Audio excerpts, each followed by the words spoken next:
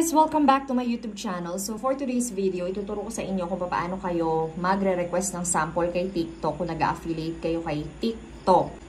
So kung gusto ninyong malaman kung paano yung step-by-step tutorial at kung paano kayo mag-affiliate kay TikTok, panoorin nyo lang tong video ko na to. Diyan diniscuss ko rin kung paano kayo magiging affiliate kahit wala pa kayong 1,000 followers. Okay, so now, kung kayo ay meron ng 1,000 followers or isa kayo sa mga account na nakakapag-affiliate kahit wala pang less than 1,000 followers, ganito lang po yung gagawin ninyo para makapag-request kayo ng free sample. So first is pumunta kayo kay profile ninyo. Ayan, so i-click ninyo yung profile.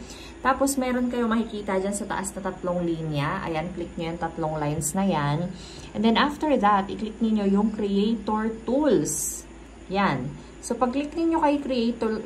Nabubulol ako. Pag-click ninyo kay Creator Tools, guys, may lalabas dyan na TikTok Shop. Okay? So, yan si TikTok Shop. I-click nyo yan. Pag-click nyo kay TikTok Shop, maghahanap na kayo ng mga affiliate products ninyo or kung ano yung samples na i-request ninyo or products na gusto ninyong ibenta. So, i-click ninyo yung Add Affiliate Product. So, click nyo yan.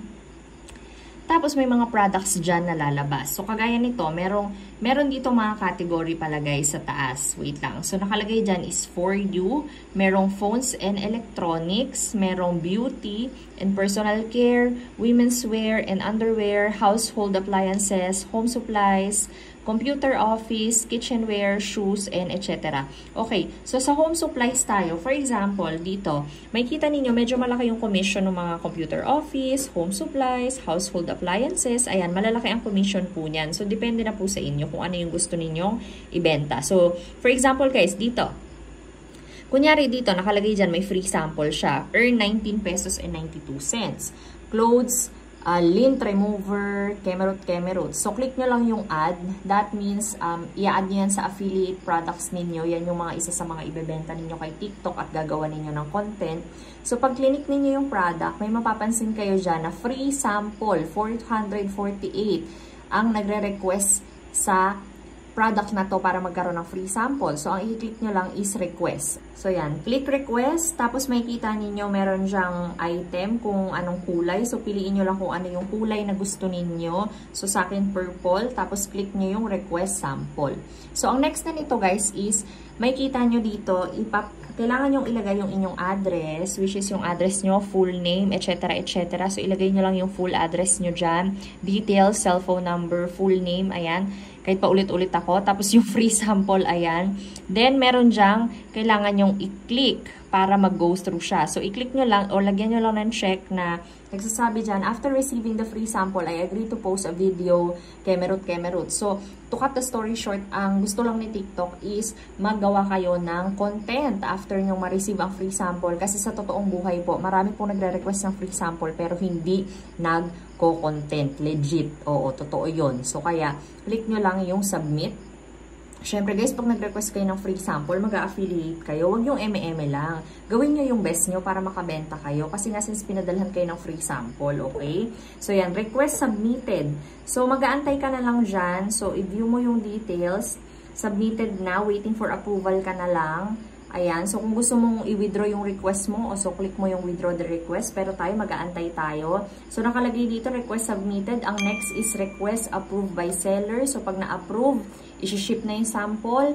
Tapos mag-video ka na or magla-live ka kapag na-receive mo yung product. Tapos ilalagay mo na yung affiliate link mo para makabenta ka at mag-start kang kumita kay TikTok. Ganun lang siya kadali. Okay, so yung chances, paano ba to? So tingnan nyo ha. Paano pag na-decline? Okay lang ma-decline. Lalo sa atin na mabababa pa yung followers natin kay TikTok. Talaga pong nade-decline yan. Kagaya sa akin, 2,783 pa lang ang aking followers kay TikTok. Pero, sasabihin ko lang sa inyo guys, laging nade-decline. Laging nade-decline yung aking request sa mga free samples. Opo, ayan, free sample submitted. Tapos made-decline siya. Asa na ba yun? Bakit nag-iba kasi? Ayan, so ito na yung sinasabi ko sa inyo. Free sample request declined. Ayan, so nade-decline talaga. May mga times na nade-decline. Sa ako, hindi pa ako na-approve kahit kailan sa free sample. Pero nag-try tayo, why not?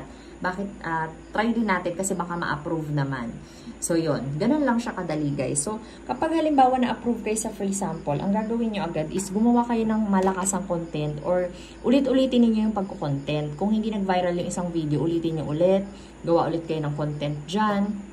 Kung meron pa kayong mga naiisip na content, iba-ibang angulo para sa product na yon, gawin nyo lahat. Kasi nag-send ng free sample yung supplier. So, ganyan lang kabilis mag-request ng free sample, guys. So, thank you so much for watching. Kung meron kayong mga questions dyan, go ahead and comment kayo sa ating comment section down below. And don't forget to subscribe to my YouTube channel. At kung may mga questions kayo, pwede nyo kong i-PM directly sa aking Instagram account, Teresa Mat. Thank you so much. Bye! My darling, I love you, I love you, I love you, I love you.